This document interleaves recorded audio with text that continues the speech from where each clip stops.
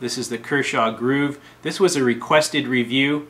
This knife came out some time ago, and I did review it way back, but this is a better review with a better camera, giving you a close-up view of the knife. As I said, this is the Kershaw Groove Tanto. They also have a drop point model. All right.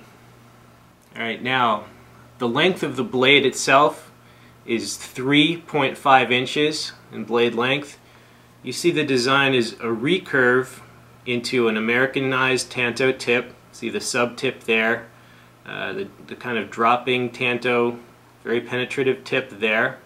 The steel on this is 13C26N. That is a Sandvik stainless steel, which means it's a Swedish stainless steel.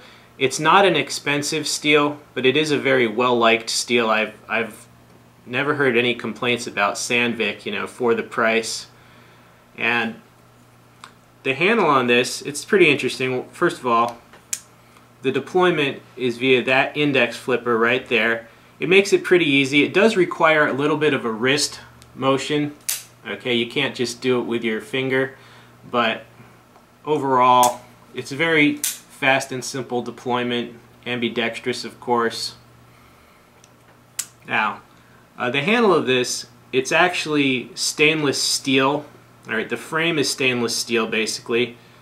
Lanyard hole there, and it has these G10 overlays. All right, now this might look like a liner lock. I consider it a frame lock because, okay, that is actually the frame of the knife. That's just an overlay. All right, in other words, those are not handle scales. That's just an overlay.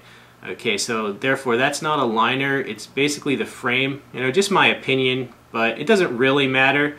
But I'd consider it a frame lock with overlays. All right, and you can see there's a very deep finger groove here, and the index flipper turns into a extended guard, so it keeps you locked in. And there's a secondary finger groove there. All right, and there is crosshatch texturing on the G10 overlays, and you have a thumb ramp right there. And the thumb ramp does have some fairly smooth jimping. I'd give the jimping only a B, but at least it has a thumb ramp so you can hold the knife in this fashion. And as you can see, the blade is black coated, and it does have these stylized lines going down the grind of the blade. It is a partial hollow grind.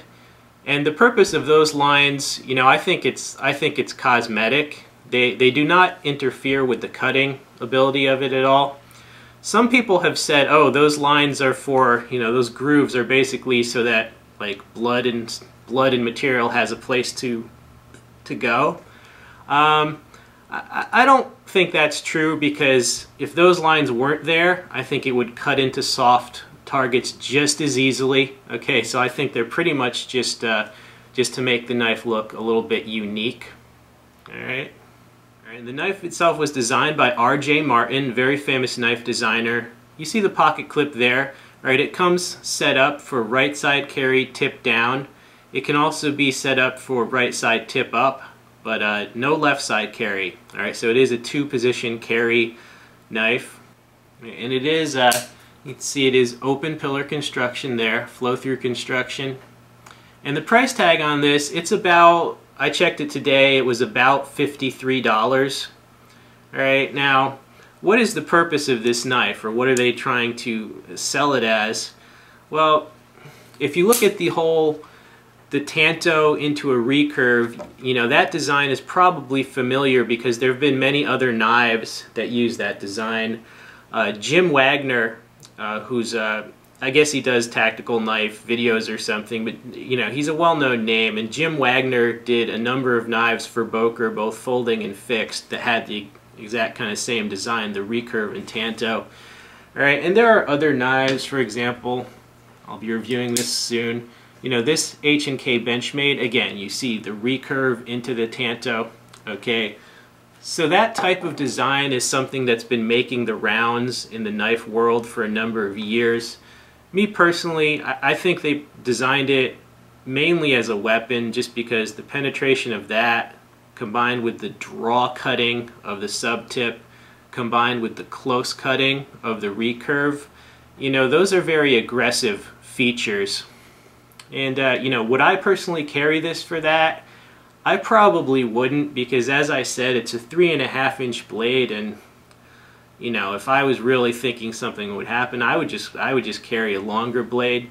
But I do understand that some people cannot or will not do that. All right, and also you might want to consider a fixed blade, but again, there's a lot of people that are unable to carry a fixed blade. They have the drop point version, which would be more the more practical work version.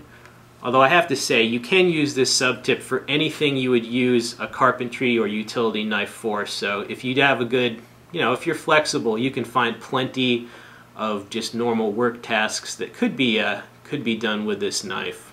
All right, and there you have it, the Kershaw Groove Tanto model. I hope you found this review to be useful for you. Stay tuned for many more reviews. I am out of here. Peace out.